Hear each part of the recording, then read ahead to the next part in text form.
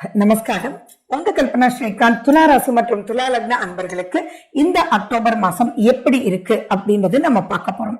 சரி, தொடர்ந்து துலா ராசிக்கு நல்ல விஷயங்களே தான் நாங்க சொல்லிட்டே இருக்கோம் எல்லாருமே. ஆனா இந்த சமயம் கொஞ்சம் டிஃப்ரெண்டா நீங்க அந்த ஆங்கிளை எடுத்துட்டு போகணும் அப்படின்றத ஞாபகம் வச்சுக்கோங்க. ஏன் இந்த வார்த்தையை சொல்றேன் அப்படின்னா, உங்களுடைய ராசிநாதன் யாரு? சுக்கிரன்.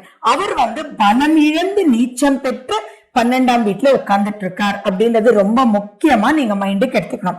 சரி, நம்ம சேனல் இதான் ஃபர்ஸ்ட் டைம் பாக்குறீங்கன்னா சப்ஸ்கிரைப் பண்ணிக்கோங்க, பெல் பட்டனை பிரஸ் பண்ணுங்க, ஆல் என்ற ஆப்ஷனை நீங்க சூஸ் பண்ணிக்கோங்க.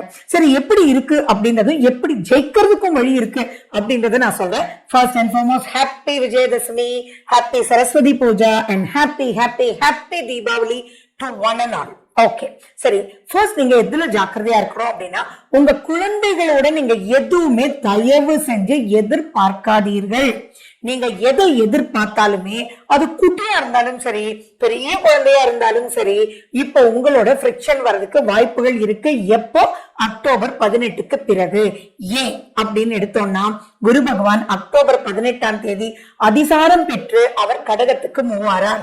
அப்ப குருவனுடைய பார்வை அதுக்கப்புறம் கிடைக்காது ஒரு மாசத்துக்கு அப்படின்னு மைண்ட்ல வச்சுக்கோங்க. அதாவது அதிசாரம் சரி ஆற வரைக்கும். சோ நீங்க இப்போ எதுவுமே எதிர்பார்க்காம இருக்கிறதும், அவங்களுக்கு அட்வைஸ் அப்படின்றதே தயவு செஞ்சு வேண்டாம். எதுவாக இருந்தாலும் அவங்களுக்கு புரியுற மாதிரி சொல்லுங்க, பட் எக்ஸ்பெக்ட் பண்ண வேண்டாம்.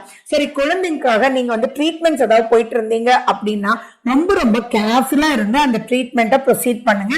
எதுலயுமே கொஞ்சம் மிஸ் ஆகிறதுக்கு சான்சஸும் இருக்கு. பட் ஆனா அதை முடிவு பண்ண வேண்டியது உங்க திசாபுத்தியும் வச்சுதான் அப்படின்றத நீங்க மைண்ட்ல நினைச்சுக்கணும். சரி, 6ஆம் வீட்டுல சனி பகவான் இருக்கிறார், சூப்பர் தானே. அப்படின்னா சனி வக்ரம் பெற்ற ஜாதகமா இருந்தது உங்க பிறப்புல அப்படின்னா ஒரு பயமும் இல்ல. அப்படி இல்ல அப்படின்னா அதுவுமே தேவையில்லாத பிரச்சனைகளை கூட்டிட்டு வந்துடும். சோ அதுலயுமே நீங்க ரொம்ப ரொம்ப எச்சரிக்கையா இருக்கணும். பிளஸ் பாத்தீங்கன்னா உங்களுடைய ராசிநாதன்